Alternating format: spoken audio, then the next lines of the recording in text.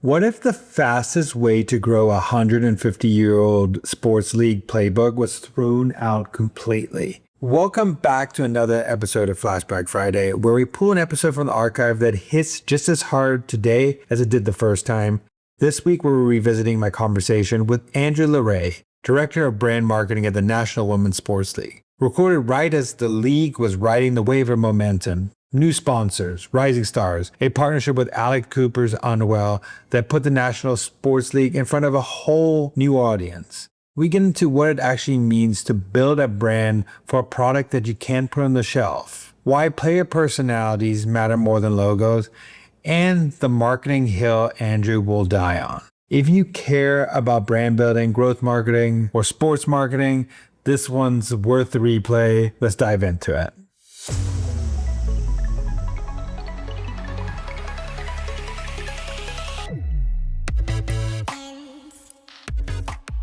What is up, Andrew? Welcome to the podcast today. Thanks for having me. My pleasure. The National Women's Soccer League is going through some crazy things, and you're running the brand. You just did a huge partnership with Unwell. I want to start first. What does brand actually mean to you before we go into like what you're doing with brand, how you're getting the brand out there?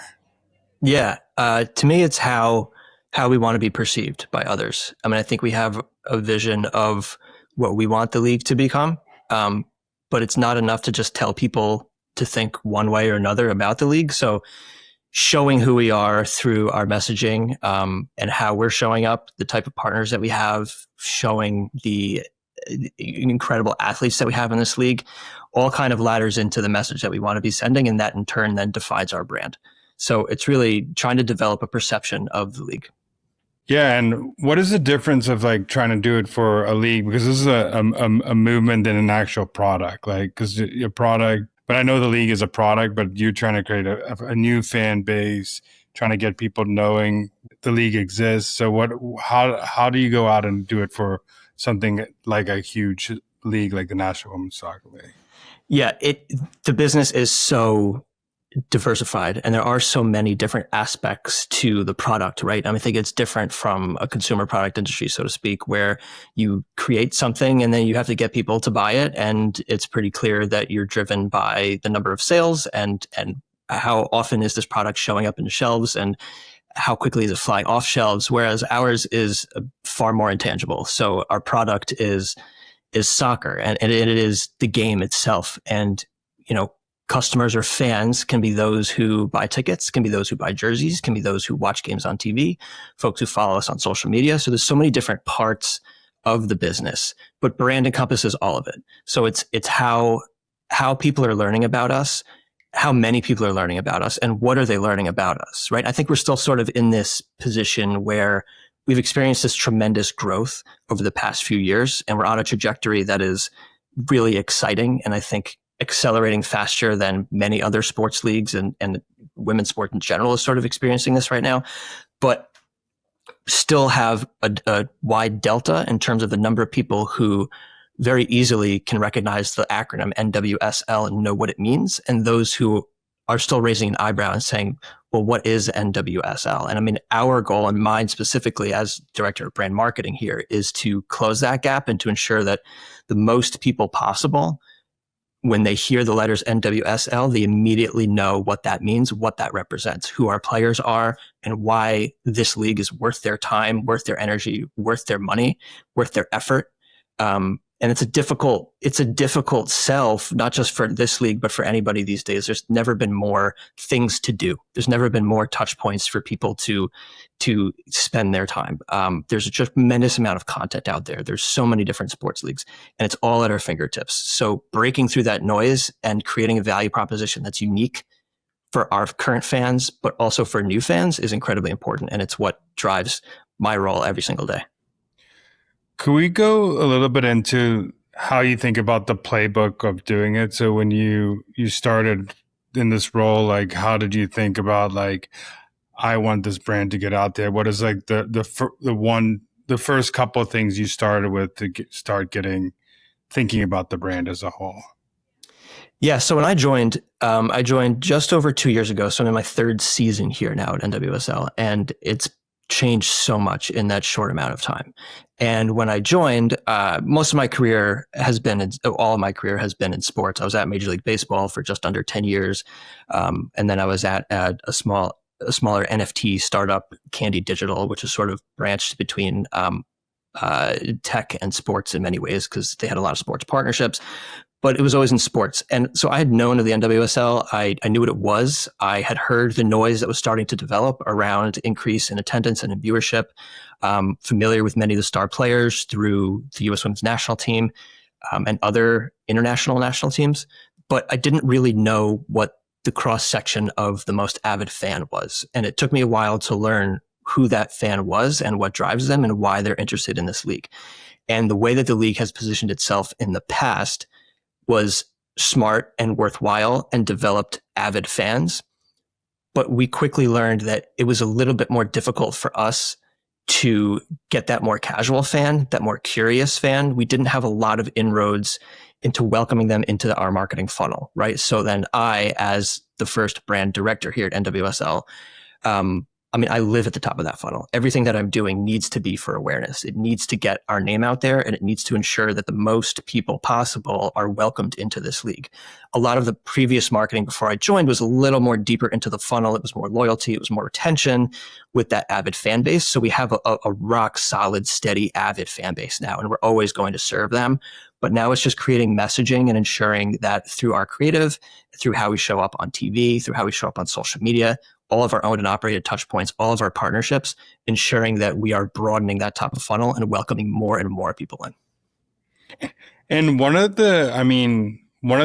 for sports in general, because I played college football, and one of the untapped, which not untapped, but an audience that you need to tackle when you're growing a fan base is like the younger generation, like the up and coming, because the younger sports fans, because they're going to be with the league longer than most people. Like, and you can get the parents, but you want to get the Gen Zs and now the Gen Alphas to be a part of that experience. So how are you going after those younger groups? How are you thinking about going after those fan bases?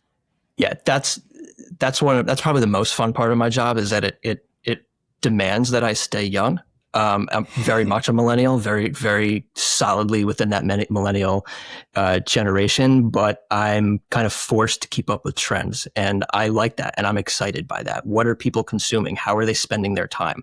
What are they watching on TV, on their phones, on YouTube, on TikTok? What is the zeitgeist of the day? And then how can we play into that? Not necessarily in a way that comes off inauthentic, but proving that our game is a game that's growing. And if it's a game that's growing, that means that we need to be welcoming in that group. And soccer is played by more youths in this country than any other sport. So we sort of have an inroad to begin with. That doesn't always mean participation at a young age, doesn't always mean that they're going to become a fan as they get older, but it does mean that we at least have a touch point early on with many young people, and we should find a way to start to convert them into longer fans. So it's definitely something that we're aware of and focused on. And that is a big fan base waiting to be tapped into. So ensuring that we are creating and building our product for growth for the future, we always have an eye on the future, right? I mean, we're focused on the people who are our fans now, but also know that coming up behind them is a large, active, vocal group ready and willing to engage with us. And so we need to be prepared for that. And of course, there are some trends out there that show that Gen Z isn't necessarily as into sports as some of the other generations might be, but that doesn't deter us in any way. It actually just presents itself as more of an opportunity, I think. And so it's a challenge every day, but one that drives us for sure. Women's soccer in general, I mean, in the United States, has probably one of the biggest they're more actually well known than men's soccer, because in the National League, because they have been winning for so many years. So how do you capitalize on that momentum? Because women, that national team has been crushing for the last, 30, 40 years. Long time. Yeah. They're dominant. Yeah, it's a great relationship that we have with U.S. soccer. But I think what's really cool because of the structure of soccer internationally is that those players play in our league throughout the year. The U.S. women's national team competes at certain windows, FIFA windows throughout the year, whenever there's international tournaments or international friendly dates. But when that national team is not playing together, those players still play professionally and they play in our league. And I believe in the most recent FIFA window, which just closed a few days ago, the NWSL sent 101 players to different national teams to play in those friendlies. So many of them obviously do go to the U.S. women's national team, but whoever does play for, whether it be Canada or Zambia or Ireland or Wales, like we have players all over the country all over the world, who represent their countries internationally. So it literally does mean in every sense, when we say we have the best players in the world, it is empirically true. And that's what's super exciting. And so whether it's the U.S. women's national team or another international club or team, those players play in our league. And so it's a great way to leverage star power, and it's something that we're very focused on and energized by, because there is a new crop, a new generation of player. Now that we've sort of had the retirements of the likes of Alex Morgan and Megan Rapinoe, Kelly O'Hara, Ali Krieger, they're no longer in this league. There's another crop right now coming up that is immensely talented. And so there's a pipeline for sure here in the United States, but certainly in other countries as well, which lend itself to this opportunity that we have, it's incredibly important for us to take advantage of. And it's something that we focus on each and every day. Speaking about star power and the league, I know you just recently got a new league sponsor with Alex Cooper and Unwell, her new drink. How did that come about? Why was that like a perfect partnership for you all? I mean, I honestly heard of the National Women's Soccer League. Like I knew it was going, but I didn't know the acronym until I saw the Unwell podcast. I knew there was a National Women's Soccer League, but I didn't know it was called NWSL. So how did that come about? And yeah, talk a little bit about that partnership that happened. Yeah. Well, you're a great case study. It's working, right? I mean, I think in everything that we want to do with our partners, whether that's a corporate sponsorship or whether it's with a musical artist that we want to collaborate with, or a third party media company that we feel like gives us good reach, we are looking for partners that reflect our values, one, but also bring with them the ability for us, going back to our conversation from before, to widen that funnel and bring more audiences and bring new audiences into the fold. And you're a perfect example of that, right? Like if you find us through the partnership that we have with Unwell, or because Trinity Rodman was a guest on an episode of Call Her Daddy, that's exactly what we're going for, right? Like that opens up roads for us and opens up a possibility to attract new people who don't necessarily know who we are, but at least it sparks a bit of curiosity in them, right? So now they're thinking, okay, well, Trinity was great on that episode and she sounds like a really cool person and a great soccer player, and I want to check it out. That's what we want. That's exactly what we're going for. And the Unwell Hydration partnership and many of the other partnerships that we've forged do just that. They connect us with a new audience that we feel like gives us an ability to grow and scale quickly, but also those partners reflect values that we have and we find important. And so it works on so many different levels. And the Unwell Hydration partnership is certainly one of those that checks those boxes. And we're also, I mean, you talked a little bit that you had to stay younger, but we also in a unique era for sports because of social media, where now like personalities are driven in sports and leagues. You see this with like F1, you see this with like all these like personalities driven. And so how is that becoming a way to like grow the brand with driving those personalities? It's of paramount importance. In many ways, our players are our brand. We're intrinsically linked. How players put themselves out there reflects upon the league. Generally speaking, new fans will follow or become attached to players first, then a club, and then a league. But the players are always first. And again, as somebody who spent almost 10 years at MLB, this is not necessarily a problem, but a challenge that they faced as well. And they've done a great job of breaking down those barriers and creating deep relationships with players and ensuring that those personalities are out there. And so people get attached to those players. And then once they get attached to those players, now they're in the fold, and then they just become curious. And maybe, again, they'll buy a kit of Trinity Rodman because they heard her on Call Her Daddy, right? And that is great. Now they're in the fold. Now they're part of our community. And if they then tune in to watch a Washington Spirit game, great. That's another layer of engagement. But it has to start somewhere. But the players being out there and being able to show their personality is incredibly important. So us giving them those opportunities, forging relationships. This league has done a tremendous job to develop deeper relationships with players over the past few years. It's something that was certainly attractive when I joined, was being able to take these players and make them stars if they're willing to be that, right? And it's not necessarily authentic or fair to take a player who doesn't want to do that and put them out there, but there's players who have interests. Finding those interests, finding ways for us to give them opportunities to share those interests and speak passionately about something that drives them only benefits us in the long run. So working more closely with players, with the Player Association, is definitely something that we've done more this year and plan on doing in the future, because again, building those brands builds ours in tandem. Could you go a little bit deeper into, like, this is a thing that every company should be doing anyway, like with employees, with every brand out there should have personalities, but like what type of tools do you supply with the players so that to help them? Like, what are those tools, the tool could look like for a player? Some of the best ways are the most simple ways, which is just simply providing them with content that they don't otherwise have. So many of these players are active on social media, but for them, finding content, whether that's a photo of their arrival fit, so many of these players arrive at the stadium for their match and they're dressed to the nines and they're showing off, and that content is being collected all the time, but they don't necessarily have it in their pockets. We have a program which we call our live content coordinators, our LCC program. So we have somebody in market, at least one person in every NWSL market for every match, and they're there collecting content, photos, videos, phone content through our partnership with Google Pixel. So there's a tremendous amount of content that we own, operate, and control.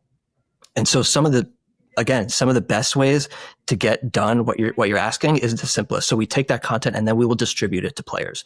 So at the end of a game, a player will then have a choice of what to post. They'll have photo, they'll have some short video, and it's stuff that nobody else has because it's not out there in the ether. It's owned by the league. And simply providing players with that content, they can choose to post it or not. But if they do, again, it's unique content and it's high quality stuff. We're not just hiring anybody. We're hiring people, young people who have tremendous talent and want to break into sports. There's no shortage of those kinds of people out there. So it's a really cool opportunity for them. But again, it gives us a leg up because it allows us to provide something to players that they wouldn't otherwise have. And if players see us giving them opportunities and being proactive about building their brands, again, that just starts to build a relationship, which will prove fruitless years in the future. I'm also glad you're seeing this because I was going to mention, like, the MLB has such good brand recognition in general, but if you would ask me to name 5 MLB players that walked in a room, like, I would probably not be able to do that. But if you did that with basketball, now it's getting to a stage where you're like, oh, now I know at least like 15 MLB players. So I could see that the rise on that. And I like that you guys are channeling the players in the National Women's Soccer League. I think that's a really cool way. And I also think that I want to go a little bit deeper on how you think about, because you're right, like, sports has a unique opportunity to produce a lot of high quality clips, content, because a lot of cool things happen. These women are superhuman because, I mean, they're the best of the best in the world doing some crazy things on the field. So how do you partner with the content team to get those great clips out there and choose what clips to go out and when and stuff like that? Yeah, our social media team is incredibly good at what they do. I'm shocked day by day at the sheer volume of content that we're pushing off of our channels. Our social media team is super small, but incredibly strong. Small but mighty is what we like to say. And so we do get a ton of content ingested because through our LCC program, which is not unique to us. This is a program that I know exists at other leagues too. The NFL does something similar. MLB does something similar. But it's so worthwhile that we invested in it early on. So to have this roster of people at every single match collecting this content, and again, we have an ability to even send them to non-match events if a team is holding an international friendly or going on some sort of community visit, then we can collect content from that as well. And just creating this library of content is so valuable. The old refrain of content is king is so true, but it also applies to leagues and it applies to clubs. And so if we have that content and we're able to then give that back to players will generally have bigger followings than us. Our league is a bit of an outlier in that regard, but we still do have some players who have millions of followers on Instagram. And again, coming from MLB, there aren't many MLB players that have that, but our players do. And so it's more valuable to us if we have a photo of Dana Castellanos, who plays for Portland Thorns. She has over 1 million Instagram followers. She should post that photo, right? Like we will still reap the benefits of it because it's out there and reaching more people. She just has a bigger follower than us, but it doesn't, we're not precious about who posts this content or who generates the first post. It's a very much a rising tide situation. And so, utilizing the reach of those players, but also giving them something to put out there and post so they don't have to think so much about it. It just makes sense for everybody involved.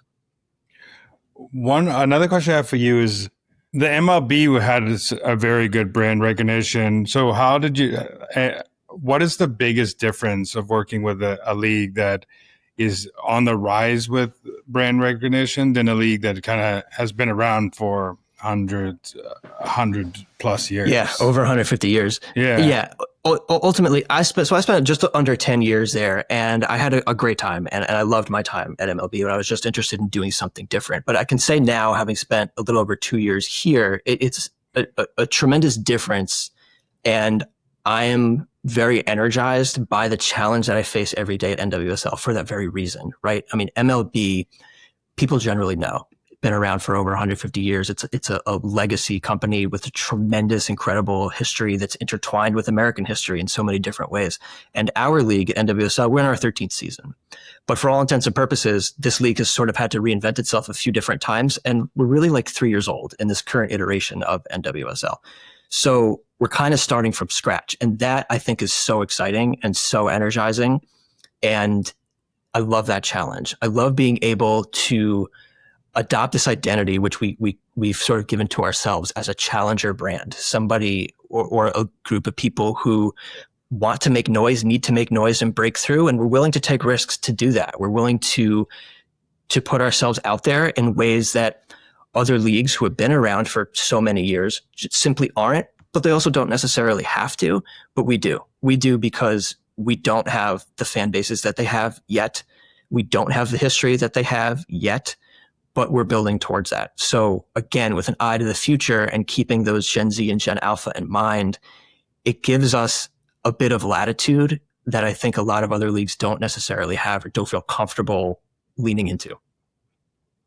Yeah, that's like the beauty of being a challenger brand or a challenger league is you're allowed to take these risks that other leagues don't necessarily think about or aren't going to do. But like you said, small, mighty social team, but growing a huge social following, partnering with like one of the biggest, I would say probably the biggest podcaster in the world. Like these are small, big things that are happening that are going to keep stacking. And also people forget that like brand takes years and you're thinking like 10, 15, 30 years down the line. You're not only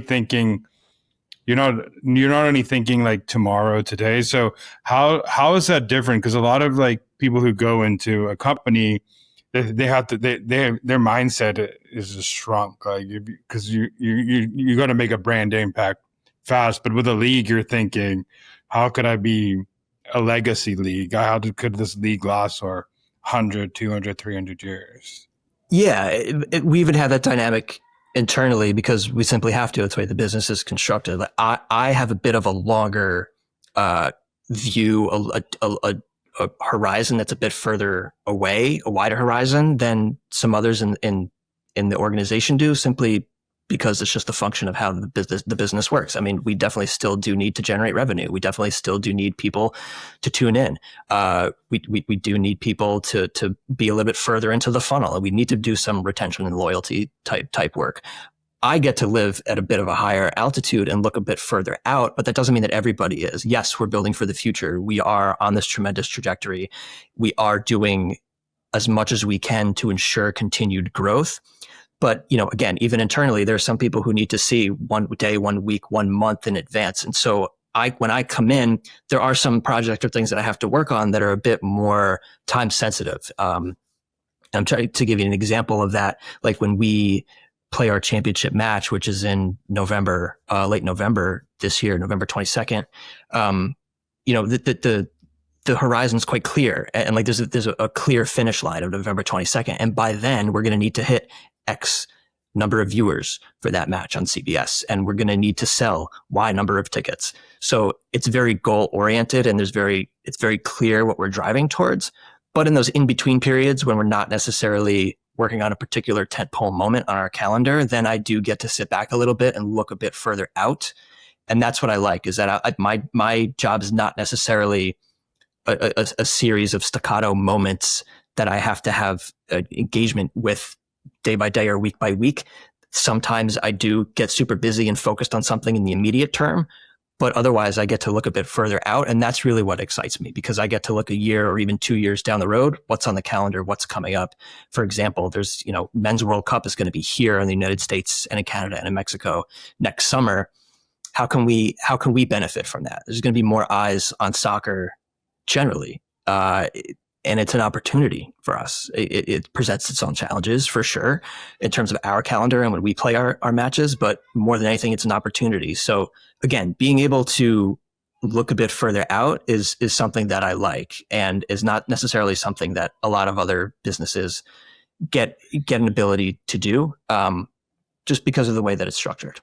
So when you're planning for something like a championship match, and you have to sell X number of tickets, or you have to get an X amount of people there, what are some things you think as a brand marketer to do that? I mean, you could only do certain things. There's other people on your team that could do. What are some things you think about to get people in seats or get more eyeballs or improve brand affinity?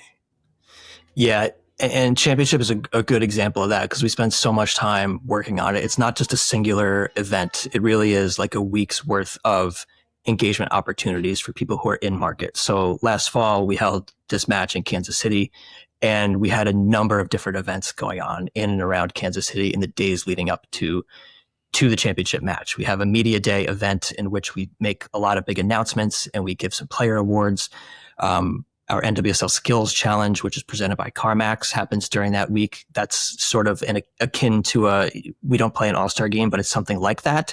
But it's a really fun event that we invite people out to and attend. And then it was also broadcast on CBS this past season.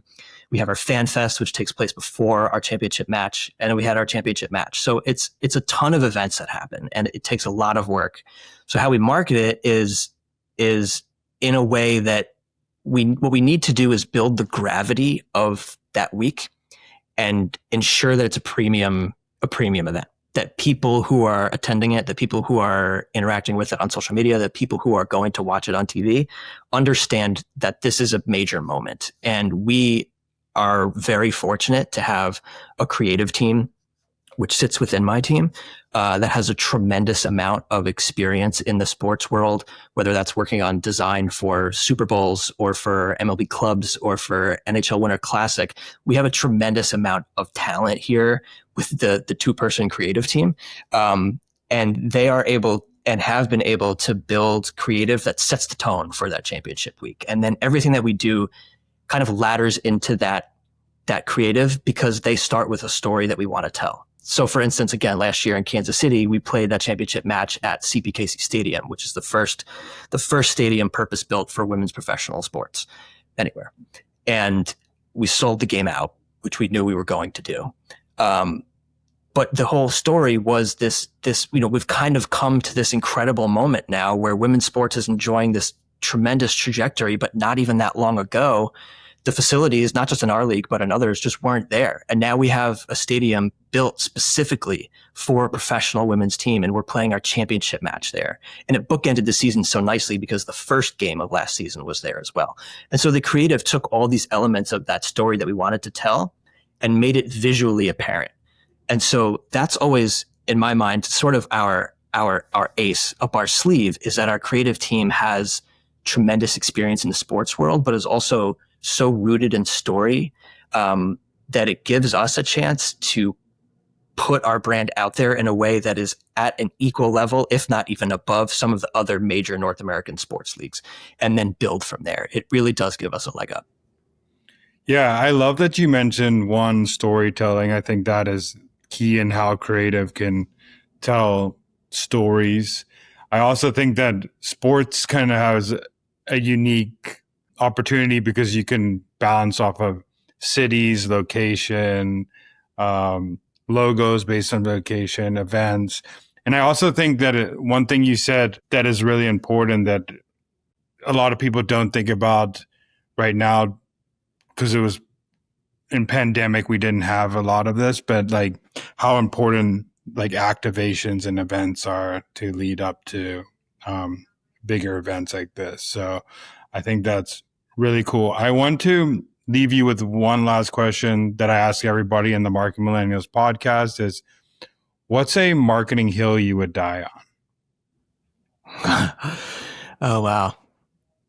I would say the marketing hill that I would die on is that I, as often as I can, try to implore that this stuff takes time. Now, what I mean by this stuff is that, like me as a brand marketer, brands aren't built overnight, and you can't make people perceive your brand one way or another. You have to build a story. You have to know who you are. You have to decide what it is that you're trying to do and how you want to tell that story.